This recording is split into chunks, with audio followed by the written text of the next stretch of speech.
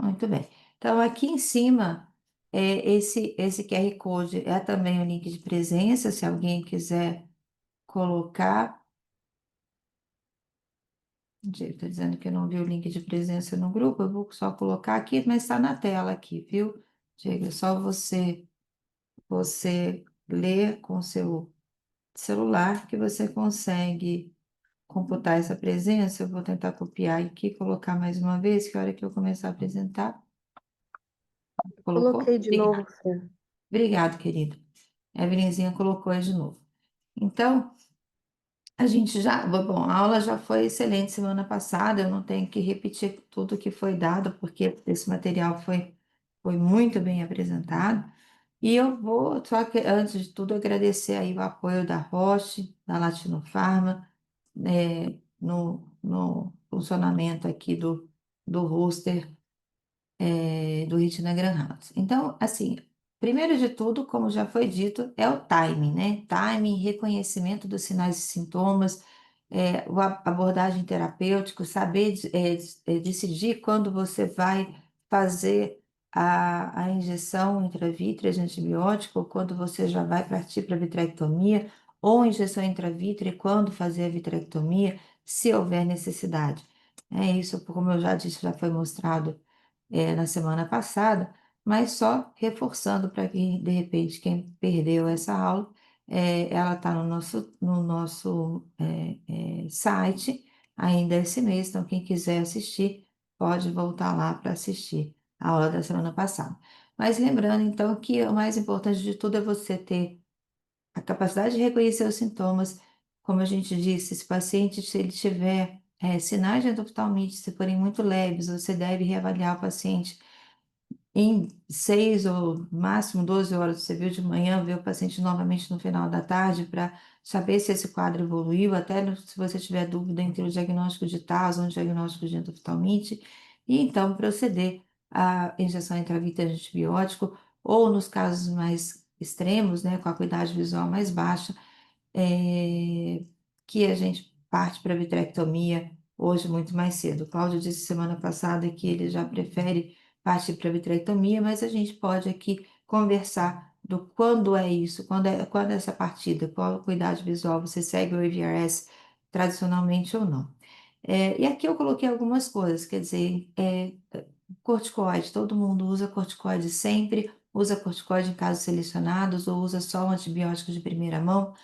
A explante da alio sempre quando você tem uma endoftalmite, não explanta alio, você vai explantar alio em situações específicas, ou se você, por exemplo, já fez uma vitrectomia e teve falha e recorrência da endoftalmite nesses casos. E se tem silicone, e o uso de óleo de silicone sempre, quando ou nunca, tá? E também o que que a gente faz quando a gente tem falência cirúrgica? Então, esse caso é de uma paciente de 46 anos que foi operada de catarata 15 dias antes no serviço externo, e ela começou com um quadro no final de semana de borramento visual, um pouquinho de dor, olhinho vermelho, 5 dias depois da cirurgia, e foi avaliada pelo colega, e no mesmo dia foi feita a injeção intravítrea de antibiótico, de vancomicina somente. 3 dias após, a paciente não tinha melhorado dos sintomas, e então ela foi submetida a uma vitrectomia com injeção intravítrea de antibiótico.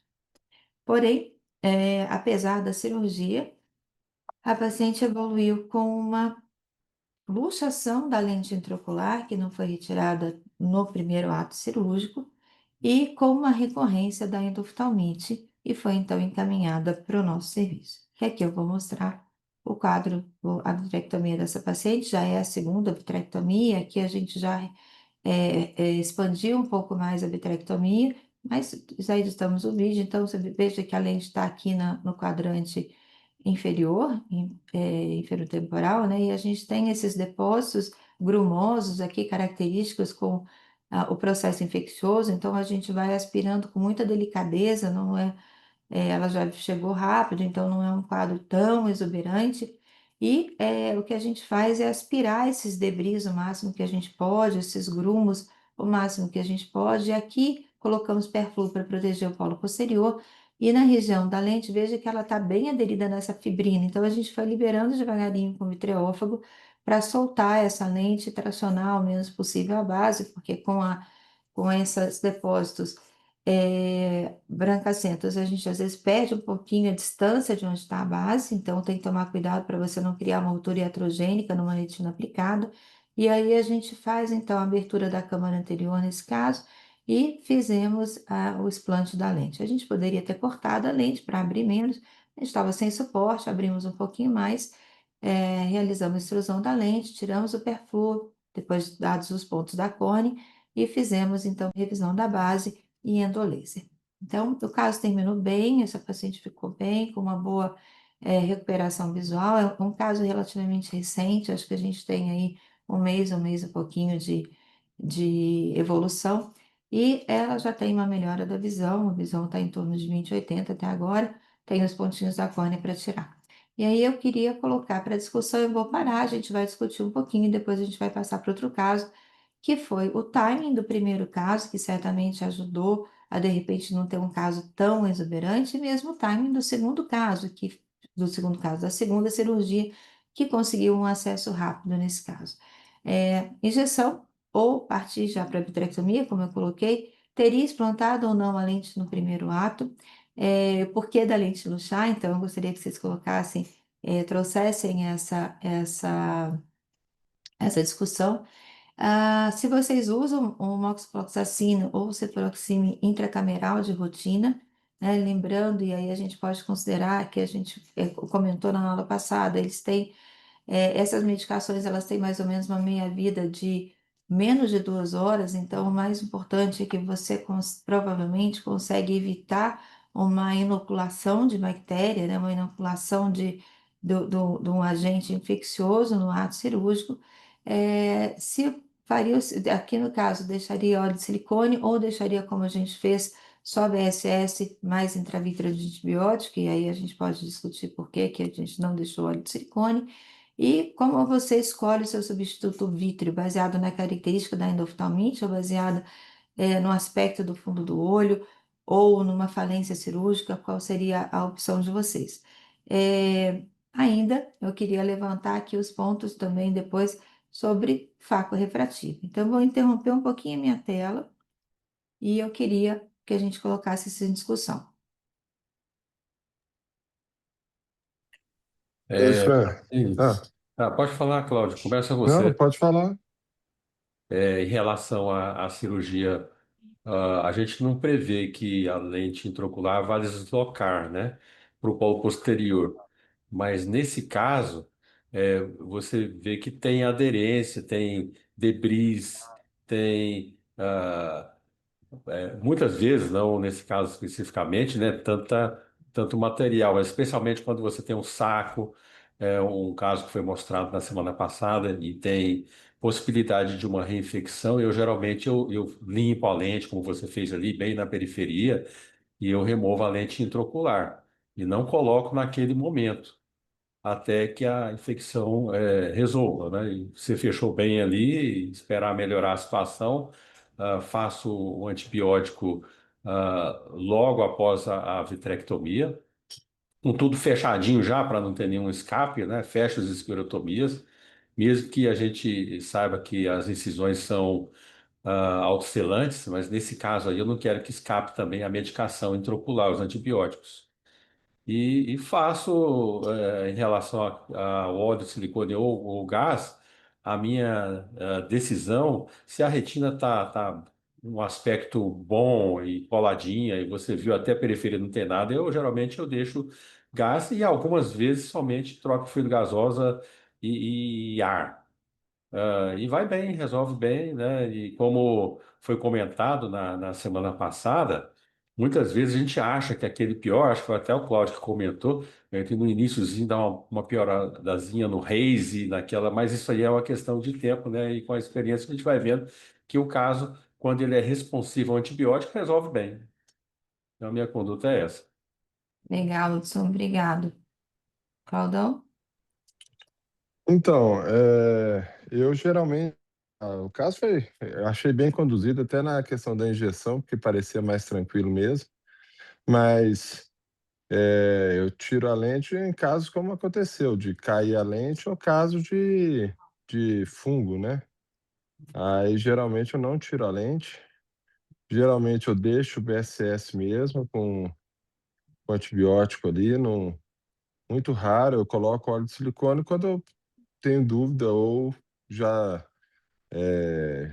sabidamente tem ali uma ruptura ou mais de uma ruptura. Mas é muito raro também ter ruptura, porque normalmente eu uso menos é mais na endoftalmite, então eu nunca abuso na retirada do vítreo. Tem vezes que se o vítreo não vem, se eu não consigo tirar o vítreo ali do disco, eu deixo, eu faço uma corvitrectomia só no primeiro momento e jogo antibiótico. Eu falei semana passada, para quem não estava aqui, a gente tentou jogar o antibiótico intracameral, mas como nós somos 200 aqui, acabou não conseguindo padronizar, porque algumas pessoas tiveram uma inflamação maior e eles colocaram isso como o antibiótico ser o culpado dessa história, então a gente acabou descontinuando. Mas o óleo eu coloco quando tem alguma coisa na retina, algum rasgo, alguma coisa. Normalmente eu não coloco. Deixo o BSS com antibiótico mesmo. E o corticóide eu sempre jogo junto com o antibiótico. É o terceiro a ser colocado. Eu aproveito a mesma agulhinha, eu vou colocando o primeiro antibiótico, o segundo e o terceiro. Eu uso 3 agulhinhas, seringuinhas de, de insulina, cada um com 0,1 ml da droga específica, e faço 3 ali. Avanco, ceftazidime, e tudo separado, e a dexametasona no final. Então, acho que é bem colocado e vai voltar a lente se for necessário, se o paciente quiser, se o quadro permitir colocar a lente depois, e coloco geralmente depois de 6 meses, quando tiro, né? Legal. Bom, você acha que a lente aqui nesse caso ela pode ter luxado porque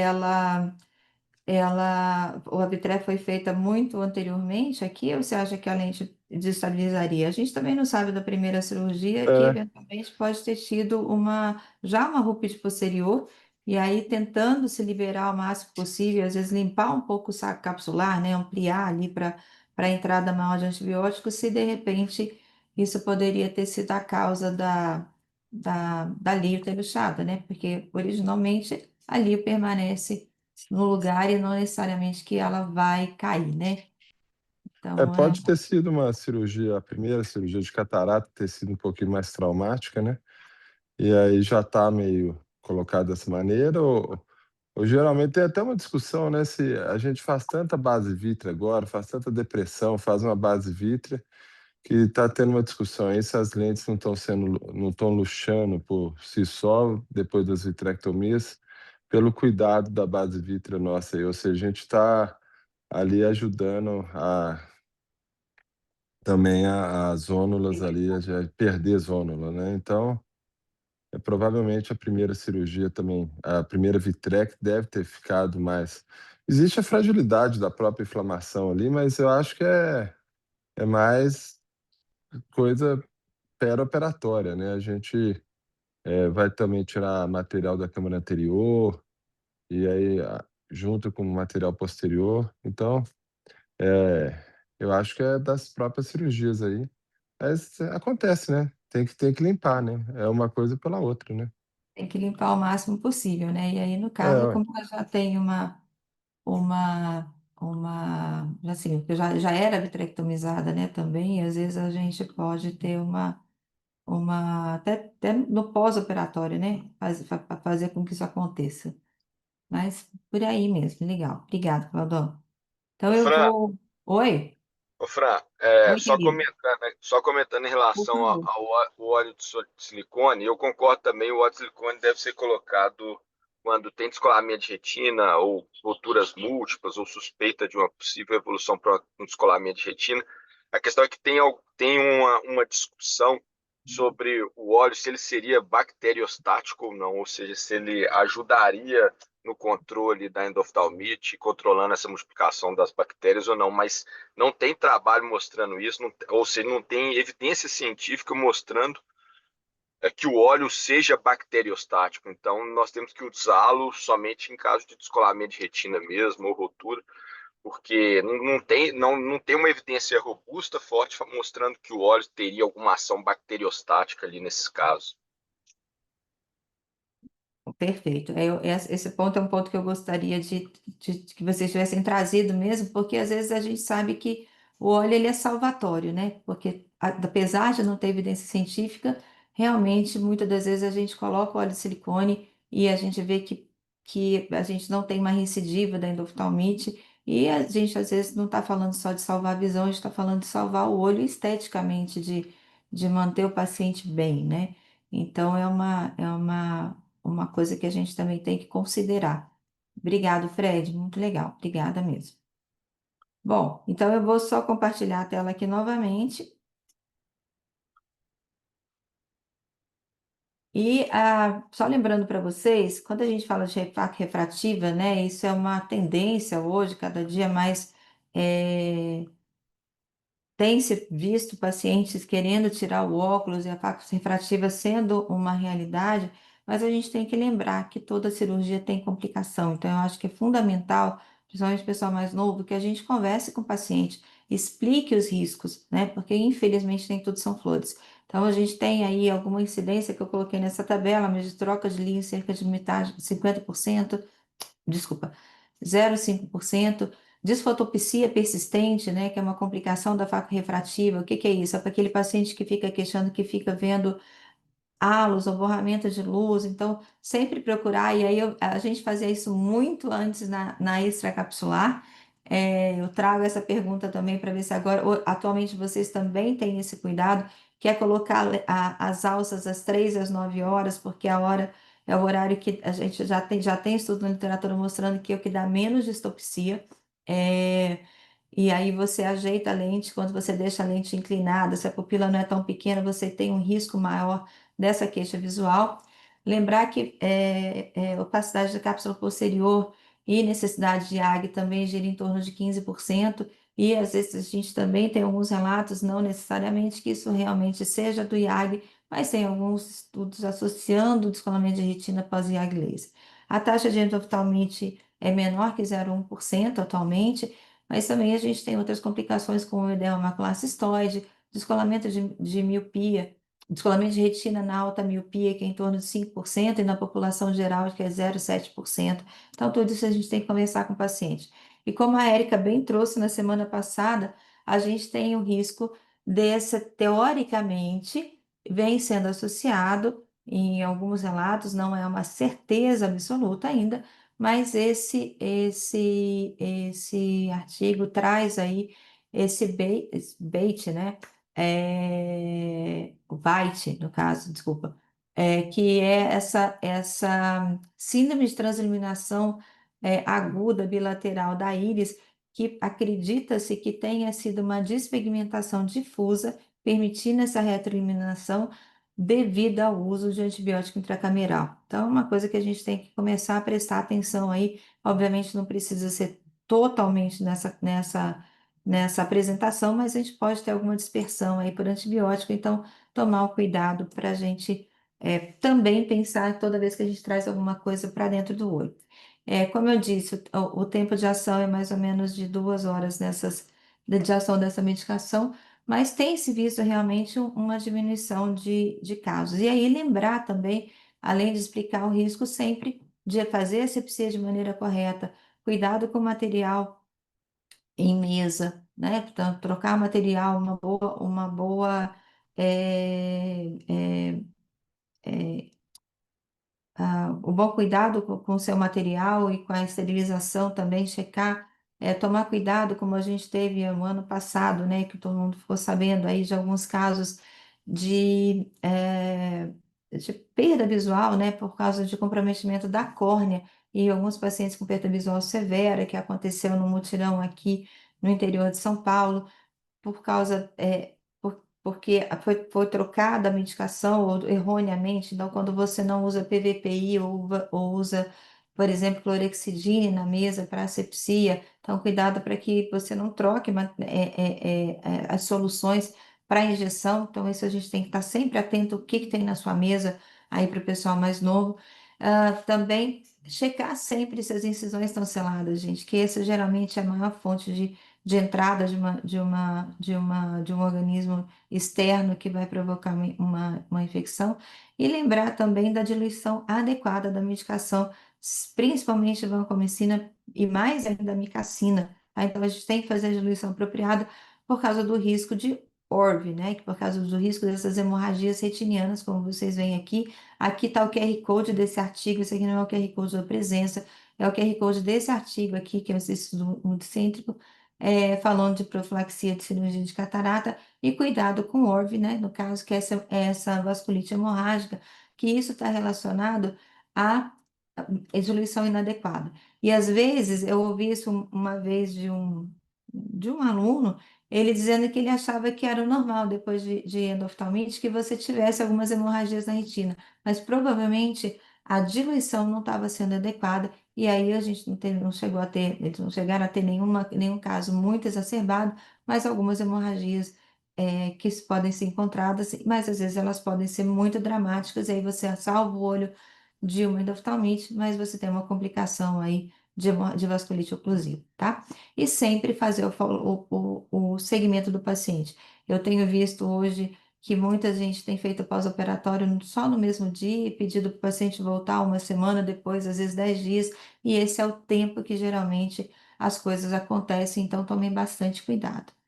E aí, o segundo caso que eu vou apresentar é um paciente que fez uma paciente de outra, um paciente de outra cidade que tinha sido submetido a uma facectomia com implante de lente e 7 dias depois também começou com uma hiperemia, com dor ocular e diminuição da acuidade visual e tinha sido já submetido a 2 injeções de antibiótico intravítreos sem melhora e, né, foi encaminhado para a gente que a gente pudesse fazer a cirurgia e na admissão ele tinha acuidade visual de percepção luminosa, um hipópio de meia câmara anterior, fundo inviável pela opacidade do vítreo, e o ultrassom mostrava um vítreo bem organizado, com muitas opacidades, confirmando o diagnóstico de endoftalmite. Essa paciente, então, foi submetida à vitrectomia. Então, esse é o caso dessa paciente. Peraí, que eu troquei o caso, desculpa. É, Tudo bem, gente. Eu vou continuar com esse caso aqui, mas esse caso, na verdade, é um paciente que foi feita uma injeção intravítrea e essa paciente evoluiu com uma endoftalmite pós-injeção. Veja que é uma paciente fásica, ela tem uma aderência, uma sinéquia aqui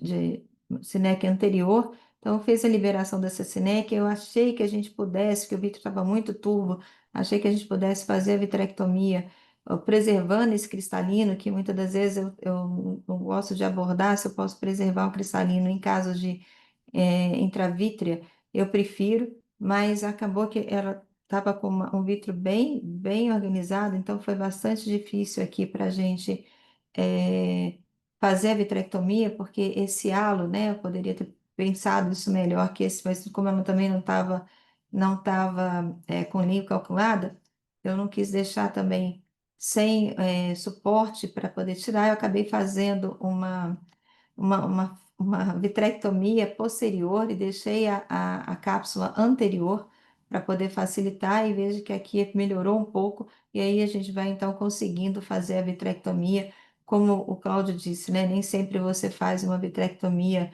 tão extensa no endoftalmite, porque você quer melhorar aquele ambiente e às vezes você tem que entrar no segundo plano, mas aqui eu estou terminando de fazer a vitrectomia posterior aí do cristalino, tirando o cristalino com o próprio faco, que é um cristalino mole, né?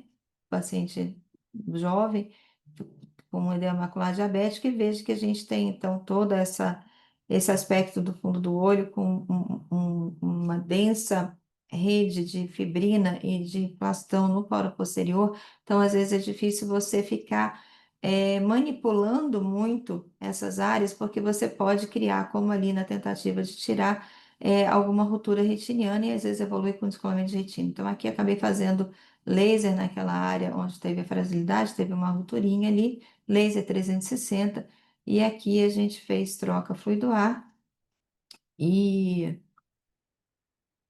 e aí terminamos sob óleo de silicone e fizemos a injeção intravítrea, então, no final, sob óleo de silicone. Aqui eu vou parar um pouquinho, que aí é o outro caso. Eu vou deixar. Opa, tá parando. Então, só para a gente lembrar aqui é o QR Code da presença, só para a gente lembrar aqui que pacientes que são submetidos à injeção intravítrea, múltiplas injeções intravítreas, têm maior risco de endoftalmite e que a asepsia é sempre um cuidado maior que a gente tem que ter, e o PVPI no ato prévio, né, na hora que você começa a dilatar o paciente, ou antes dele entrar na sala, eu prefiro fazer as duas coisas, e quando ele vai fazer a injeção, eu pingo mais uma gotinha de PVPI antes de fazer a injeção no ato imediato, um PVTP tópico. E aí eu vou deixar vocês discutirem aqui, eu vou parar um pouquinho, vou deixar vocês discutirem, vou interromper meu compartilhamento aqui de novo.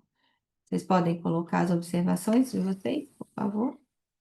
Então, uma coisa legal também de olhar nos casos que a gente faz injeção e faz cirurgia é a blefarite também, que é uma coisa que a gente muitas vezes, sei lá, esquece, que a gente vê que o paciente chega com endoftalmite, muitos deles com uma blefaritezinha no outro olho também, então pode também ser alguma coisa relacionada a isso, por isso também da importância do campo que protege ali os cílios, né? Muitas vezes vale a pena, vale o cuidado de cuidar da blefarite antes de fazer o procedimento.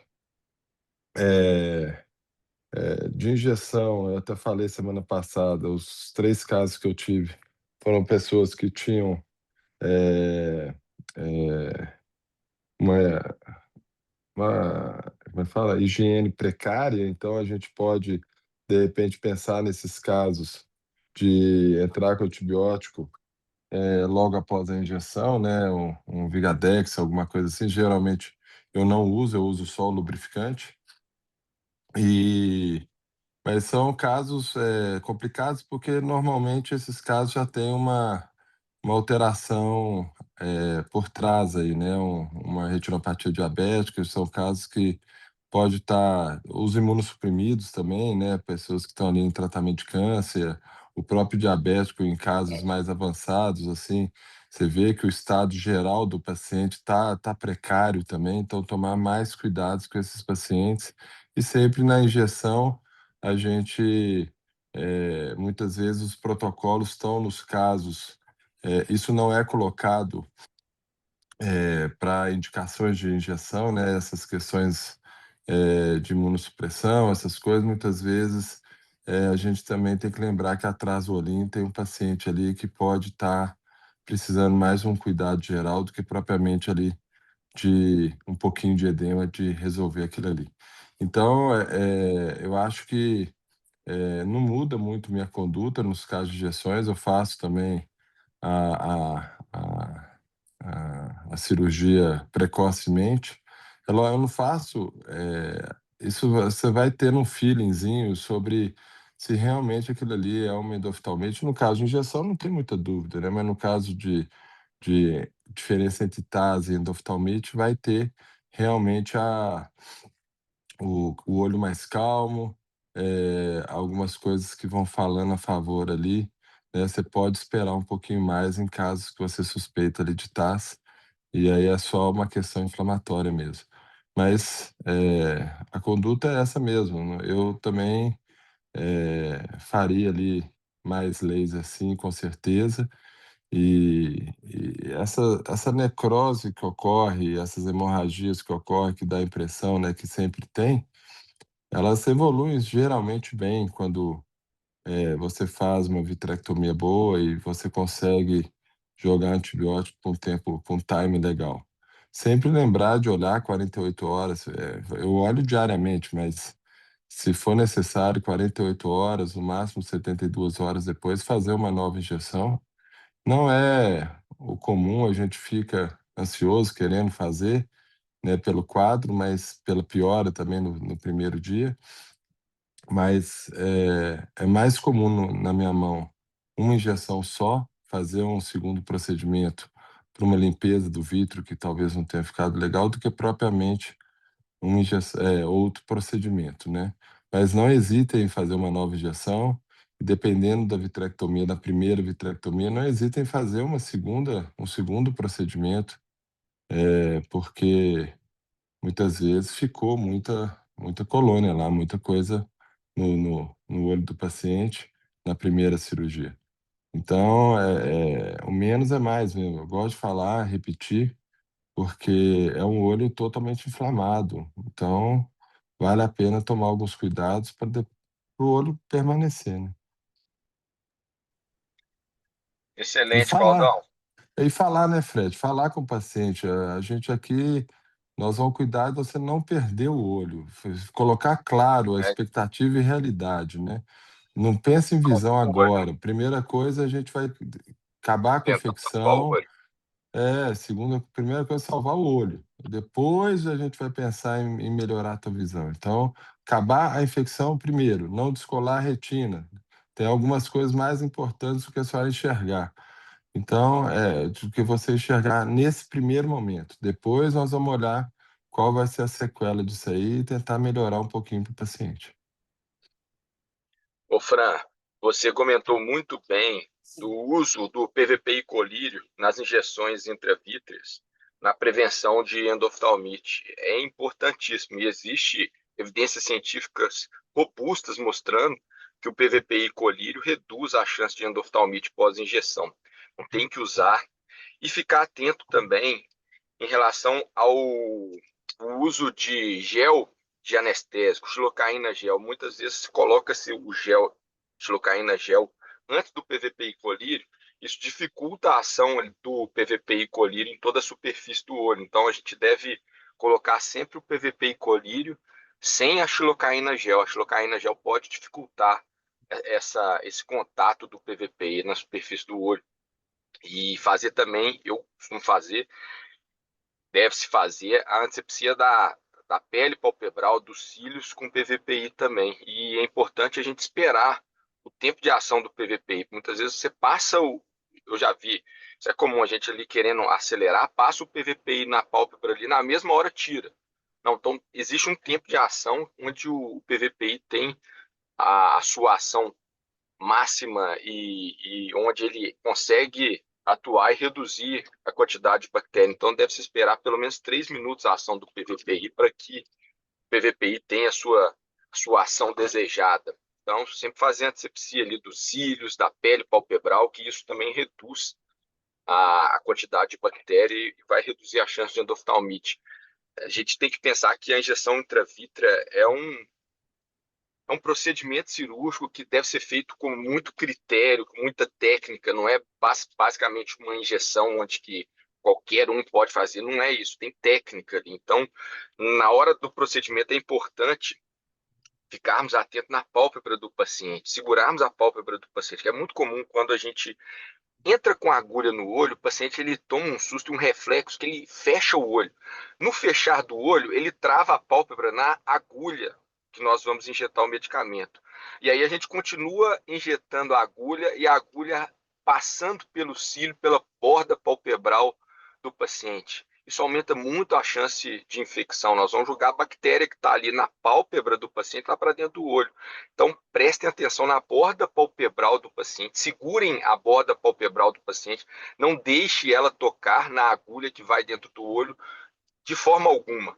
Então, essa agulha ela não pode ser tocada pelo cílio e nem mesmo, muito menos pela borda palpebral. Então, segure ali com um cotonete, com a mão, porque o paciente muitas vezes ele tem esse reflexo de fechar o olho e aí a borda palpebral vai na agulha que vai dentro do olho. Então, é muito detalhe, muito critério, e isso reduz. Depois de você fazer centenas, milhares de injeções, são esses detalhes, esse critério que vai fazer a diferença ali na redução do número de endoftalmite. Então, não deixamos tocar de jeito nenhum a borda palpebral na agulha que nós vamos injetar dentro do olho. Perfeito, Fred, obrigada. Muito obrigada por essas colocações que são extremamente importantes e pertinentes, né? Então é isso mesmo. Com o passar do tempo, a gente começa se a gente não se policiar, a gente começa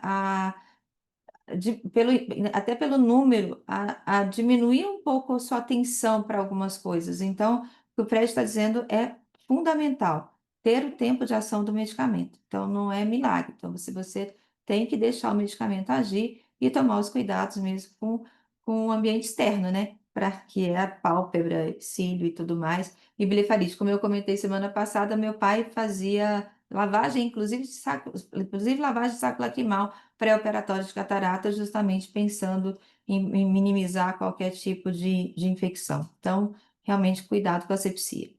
E eu vou apresentar um terceiro caso aqui para ver se dá tempo de eu apresentar um paper bem rapidinho para vocês, que eu acho que isso aqui é muito legal. A gente tem feito isso no HC já há alguns anos, deve ter mais ou menos, acho que o Leandro estava com a gente, acho que deve ter uns 4 anos que a gente faz isso. E Lê, você fez duas perguntas, desculpa, eu vou colocar aqui rapidinho antes, que é eu vou deixar para vocês responderem daqui a pouco, mas qual que é a opinião geral, assim, sobre fazer, vamos colocar agora, bem rápido, tá? Short answer. Qual que é a opinião sobre o uso isolado de vancomicina, como acredito que seja como TAP, né? Como injeção intravítrea no primeiro momento, e a outra seria se vocês alteram a diluição quando vai injetar antibiótico sobre óleo de silicone. Eu vou responder da minha parte, eu particularmente não mudo a dosagem do medicamento e eu prefiro fazer o clássico de vancomicina mais ceftazidime, porque você está cobrindo aí gram positivo e gram negativo com uma escala maior, né? Principalmente se for pensar em estrepto. E vou deixar aí para o Fred, Hudson, quem quiser responder, Cláudio, mas rapidinho, o que vocês para a gente poder apresentar esse outro caso.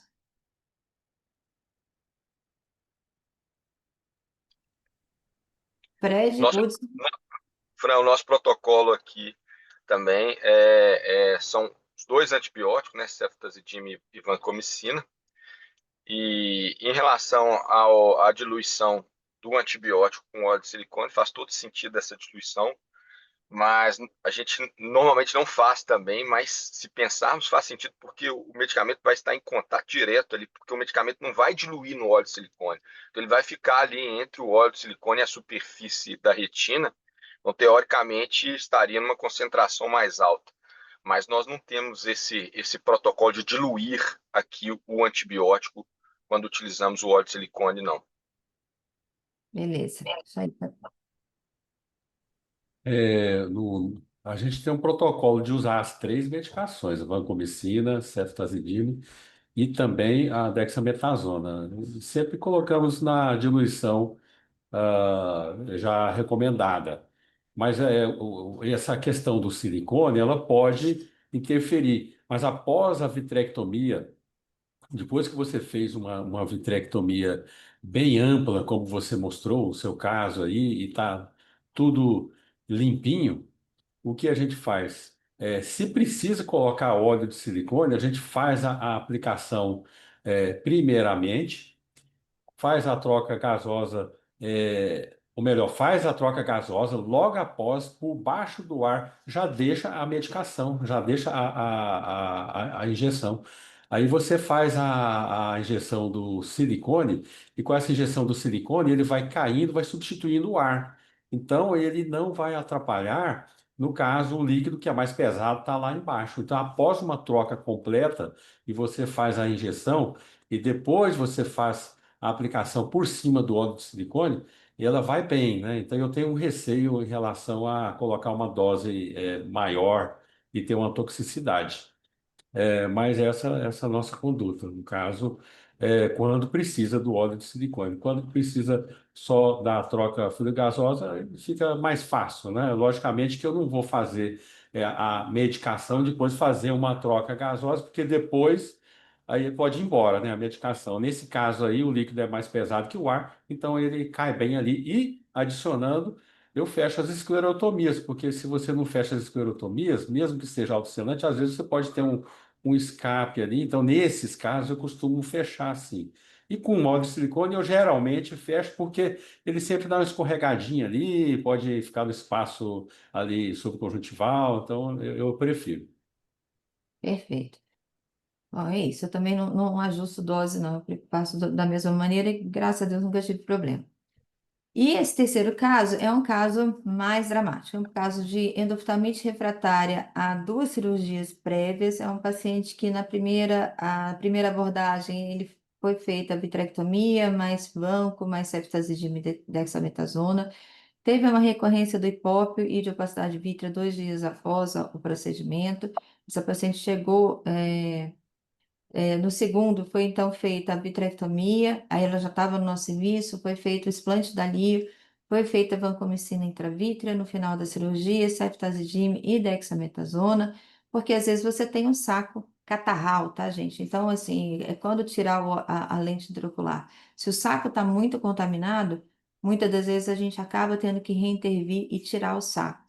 Às vezes colocar óleo de silicone também ajuda a estabilizar o quadro, mas é um talvez. Eu até ia apresentar o caso da cirurgia anterior que eu fiz, que eu apresentei, mas acabei colocando o caso errado da intravítrea, mas eu preferi passar para cá porque eu acho que isso aqui é uma coisa que tem se tornado mais frequente que vocês vão ouvir, e muitas das vezes é salvatório. Então, essa foi a segunda abordagem, e novamente essa paciente teve uma recorrência, teve um hipópio, teve vitreopacidade. Então, desde 2015, esse grupo do Nakashizuka, ele tem apresentado o uso de PVPI como uma asepsia interna do olho para tentar debelar essas infecções muito mais severas que às vezes a gente acaba perdendo o olho por conta dessas infecções. Então, primeiro, nesse primeiro artigo aqui de 2015, o que eles fizeram foi criar um modelo experimental, e quando eles inocularam Staphylococcus aureus, e aí eles usaram o PVPI e eles fizeram a cultura no primeiro momento com o estáfilo positivo, e depois do uso do PVPI intravítreo, eles colheram de novo e não tinha mais, não se detectava mais estáfilo. E a partir de então, eles começaram a usar iodopovidona no pós-operatório para tratamento da endoftalmite de pós-operatório, e vieram outros estudos. Eles têm alguns casos aí, ninguém tem casos demais na literatura, porque é difícil você fazer um protocolo. Eu já pensei em fazer um protocolo aqui, mas um protocolo com o uso de iodopovidona, quando você tem já estabelecido na literatura, ainda mais respaldado pelo EVS, um estudo que você pode, às vezes, ter um bias de o paciente perder visão. Então não tem ainda um estudo multicêntrico randomizado para isso. Mas tem vários estudos na literatura, e agora em 2023, 24, 25, tem saído outros estudos, inclusive usando associado a voriconazol, usando como adjuvante terapêutico para pseudomonas em casos refratários a tratamento. E esses QR codes aqui, se alguém quiser olhar, é referente ao estudo do Nakashizuka, perdão, o primeiro, e esse QR Code segundo é sobre essa endófise recalcitrante aqui por fusário. Então, ele funciona tanto em gram positivo, gram negativo e em fungo, tá? E aí eu trouxe esse caso aqui para vocês, que foi então o que a gente fez na nossa conduta. A gente acabou usando aqui, e aí a gente usa uma concentração de 0,025. Então veja que, apesar da cirurgia, né, eu já tinha implantado a lente, o olho está bem catarral. Então a gente faz uma injeção da iodopovidona na câmara anterior, espera um pouquinho. A toxicidade corneana não foi descrita ainda, né? Muitas das vezes essa córnea está muito judiada justamente pela endoftalmite em si, pelas cirurgias prévias. Então aqui a gente colocou a infusão na câmara anterior para criar espaço, tirar essas fibrinas que estavam muito aderidas. Então tem uma manipulação aqui, mas a câmara a UBSS está ajudando a gente a manter a câmara sem encostar no endotélio, até um pouquinho difícil da gente ver esse distanciamento. E aqui estou abordando pela câmara anterior com vitreófago tentando limpar um pouco todos esses depósitos infecciosos aqui, para que a gente possa tentar passar a infusão para a câmara posterior e fazer a abordagem posterior. Então, quando você não tem visualização, a gente sempre coloca a infusão na câmara anterior e muitas das vezes a gente faz a vitrectomia com a infusão na câmara anterior mesmo, como foi nesse caso, porque o meio ainda estava muito difícil. Então, veja aqui que tem uma opacidade, a córnea também não está ajudando, mas a gente tem, então, o vítreo já comprometido, e aqui a gente está fazendo a vitrectomia, liberando todo o vítreo e também para aspirar esses depósitos grumosos aí, brancacentos correspondentes à endoftalmite, e tem esse depósito bem extenso no polo posterior, com alguma hemorragia, mas essa hemorragia é mais recente pelo aspecto, acredito eu, que tenha vindo ali da manipulação anterior. Mas aí a gente vai tentando limpar o máximo possível. A visualização aqui está ruim demais, porque a córnea está muito ruim. E nesse caso, o que a gente fez foi terminar com óleo de silicone. É, como tentativa salvatória. E aqui não dá para ver, mas o que que acontece? A gente colocou o PVPI na câmara anterior e a gente colocou o PVPI no BSS. Então, só que o tempo de estabilidade, quando você vai fazer a vitrectomia do PVPI no BSS, é de 15 minutos. Depois de 30 minutos, ele já perdeu a sua concentração e já perdeu a sua eficácia, tudo isso baseado nos estudos que eles realizaram. Então, você tem que deixar o VSS pronto, pronto assim, na mão, com o PVPI. Então, quando você vai abordar a cápsula posterior, o segmento posterior, você troca, então, para que o PVPI vá irrigando a cavidade posterior e 15 minutos. Se você precisar de mais tempo, você tem que trocar o BSS. E aí você termina também com a injeção intravítrea de antibiótico ao final. E isso foi salvatório para o olho, a gente conseguiu salvar esse olho, não conseguiu salvar a visão, mas conseguiu salvar esse olho. A gente tem mais uns 3 ou 4 casos, e recentemente a gente também fez um de câmara anterior num olho que, infelizmente, a paciente era o olho melhor, ela não queria tirar a lente, a gente tentou, mas acabou no final tendo que tirar a lente e fazer por causa da recorrência e da recrudescência, né, da endoftalmite. Essa é a diluição que a gente tem que fazer a diluição. Você usa o PVPI, não o tópico, o PVPI para asepsia cutâneo, e você vai aspirar 0,1 ml em 10 de 0,1 ml da iodopovidona, você troca a agulha, e aí você dilui para 0,7 na agulhinha de insulina, 0,7 ml, aspira 0,1 ml, e aí você pode injetar para lavar a câmara anterior. Aqui eu coloquei o QR Code de novo relacionado a isso, mas ele dá uma abordagem legal para quem quiser aprender um pouquinho mais. Lembrar do tempo da exposição, do tempo de ação da medicação, dano corneano, dano retiniano, tem um estudo do Liu, agora de 2023 ou 24, que eles fizeram eletroretinograma nos pacientes pré e pós, e os pacientes que usaram PPPI tiveram uma melhora, e tiveram uma melhora inclusive do eletroretinograma, mostrando que o PPPI não é tóxico para a retina, salvo diluição adequada. Gente, toda vez que a gente fala de medicamento, a gente tem que falar de diluição adequada. E quando que a gente pode considerar PVPI? Talvez se torne mais frequente no nosso dia a dia, mas usando as medicações hoje, né, que cobrem gram positivo e gram negativo, e o corticoide para ajudar a melhorar o processo inflamatório em si, como o Hudson colocou. Tem gente que não faz sempre corticoide. A gente tem que tomar cuidado com o corticoide, principalmente quando vocês pensarem, quando vocês souberem que, por exemplo, é uma endoftalmite pós-trauma, é uma endoftalmite pós um acidente de qualquer material que tenha vindo do solo, a possibilidade da gente ter ali um fungo é muito maior, tá? Com trauma, com pedra ou grama, enfim, qualquer coisa que venha inocular. Então, a gente tem que lembrar de fungo se você tiver falência no primeiro momento com os antibióticos recomendados. Lembrar sempre de fazer a cultura do vítreo sempre que possível, que às vezes chega para a gente já com uma cirurgia prévia, aí você vai fazer a cultura muitas vezes ela vem negativa, porque já teve injeção de antibiótico prévia, mas é sempre bom colher o vítreo e fazer a cultura.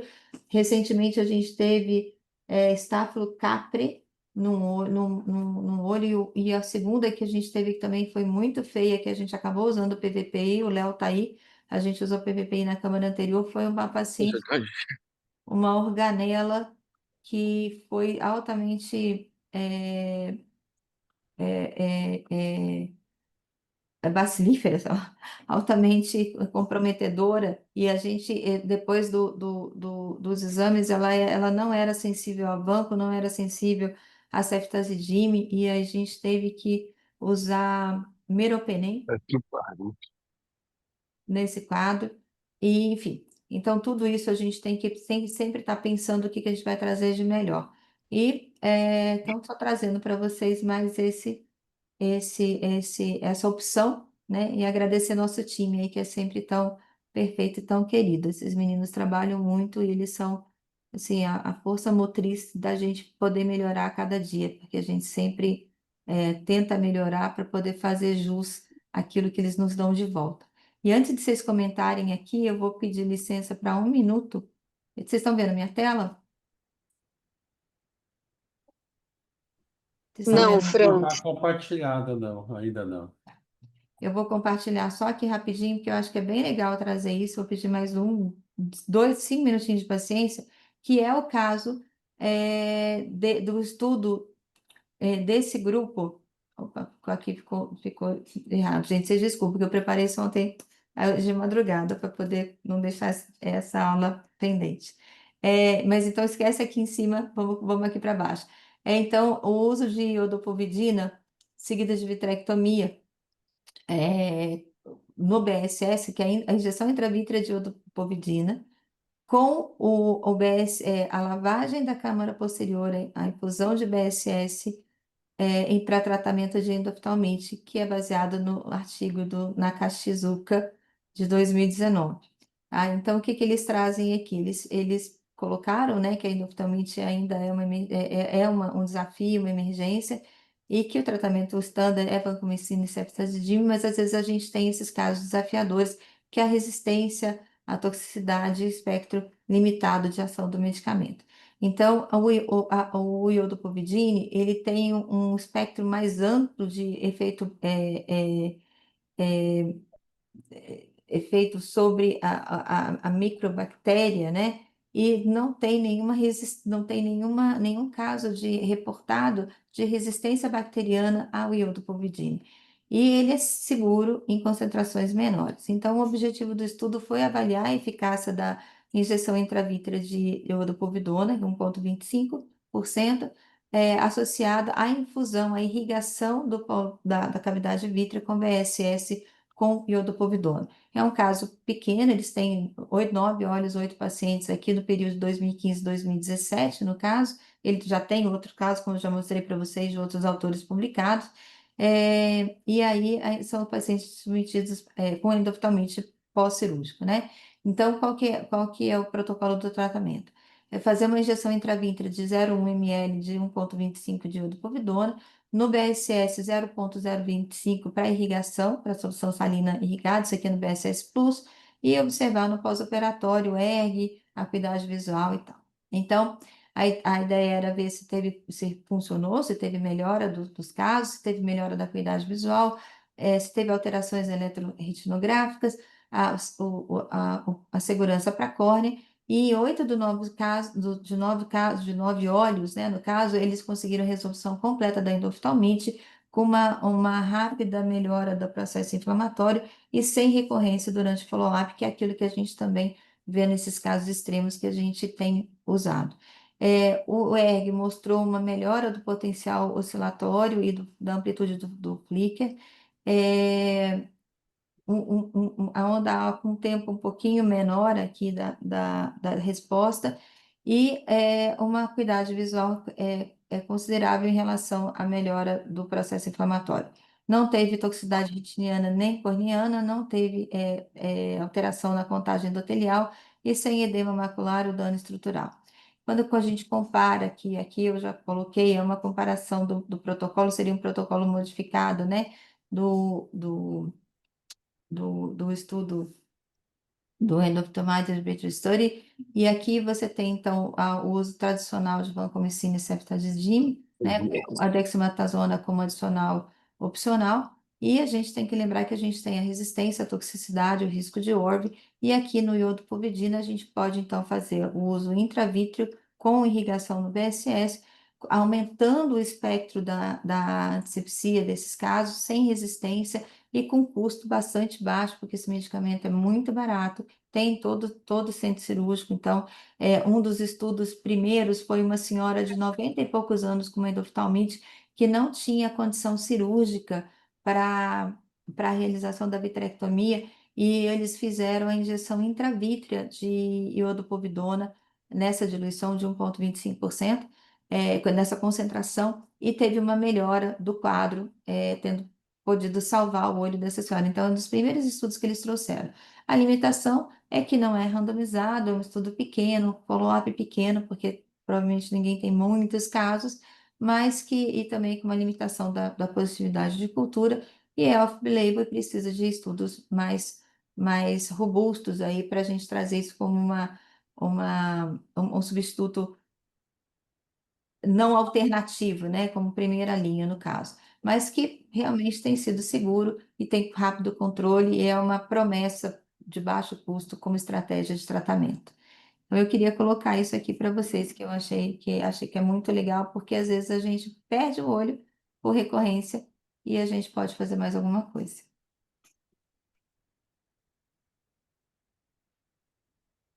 Ok, muito bem. Se alguém quiser fazer algum comentário, acho que o Whitson queria mostrar um casinho aqui. No meu casinho rapidinho, é uma recomendação, porque quando você ia falando ali, eu vou até share aqui, né? Não sei, dá para ver a tela aí? Dá. Só lembrando que daqui a pouco a gente tem, né, Francine, o plano oftalmológico aqui, o meu caso já está. Aí eu vou apresentar um caso do iTube, um caso de fechamento de buraco macular, muito interessante, um caso muito interessante. Então, esse caso aí é um caso de oftalmite, vou falar resumidamente, porque o vídeo é grande. Aqui nós temos aqui um dos sinais da endoftalmite, você tem esse hipópio, isso aqui começando o procedimento. Vou até remover o som aqui.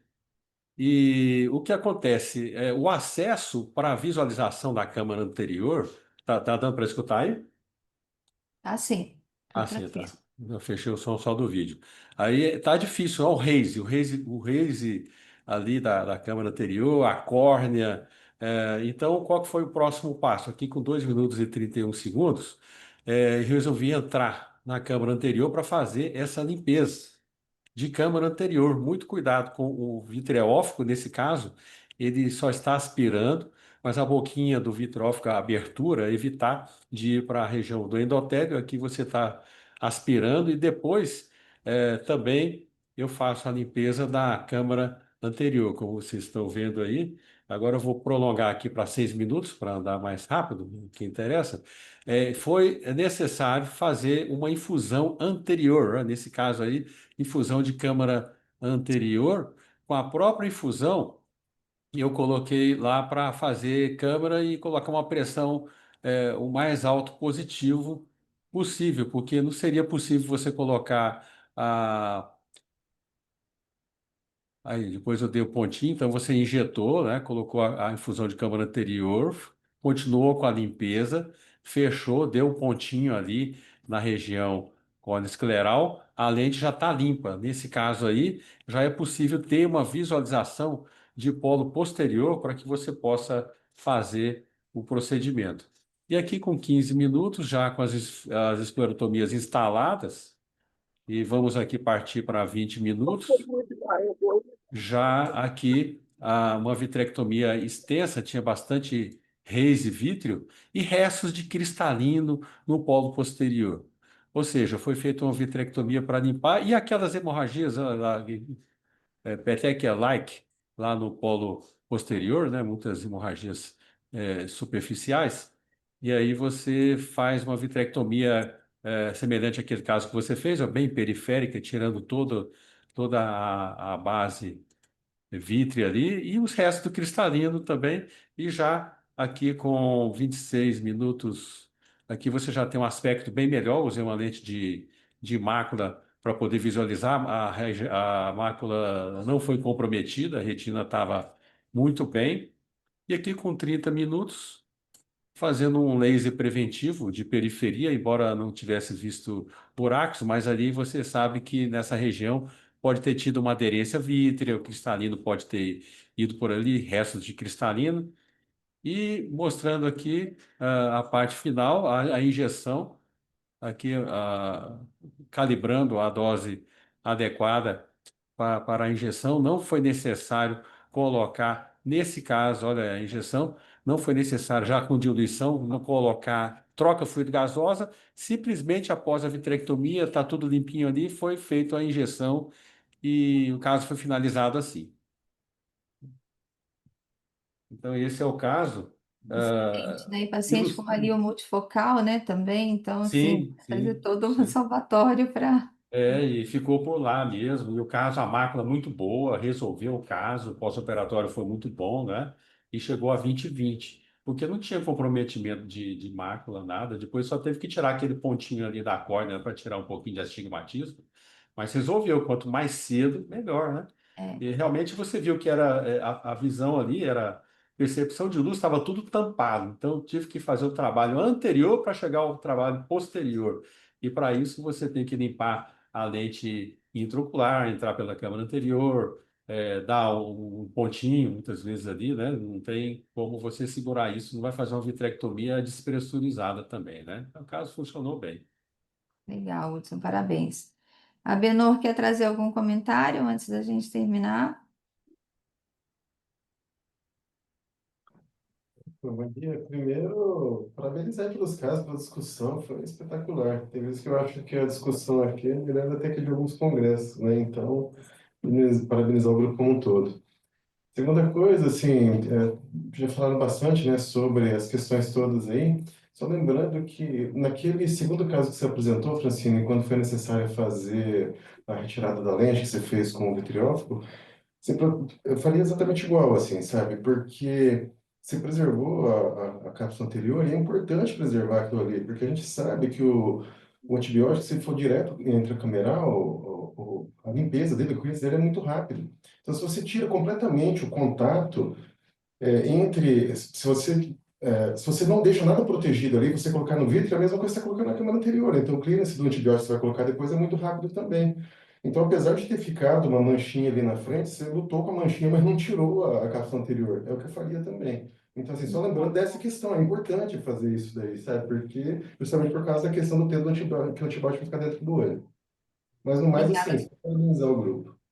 obrigada, Benor, pela colocação. É exatamente isso, né? Assim, não só isso também, para a gente também poder, de repente, se tudo evolui bem, como a gente sempre espera que evolua, para a gente ter uma sustentação para uma cápsula e depois você pode abrir posteriormente aquela área da aderência, né, que ficou aquele anel para uma qualidade de visão melhor, né, numa paciente jovem.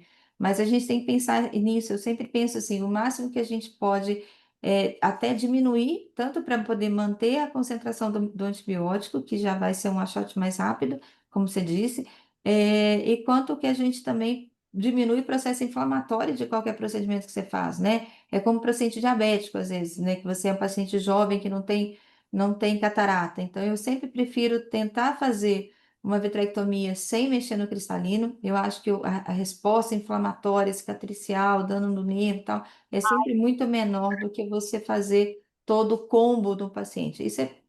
Tem pessoas que vão preferir fazer sempre facovitrectomia, mas eu acho que se você pode ir por passos no paciente mais jovem, é sempre mais recomendado também. Mas obrigado pela colocação aí, viu? Pode ser, assim. Muito bom. Então, muito bom, gente. Muito obrigado por mais esse dia.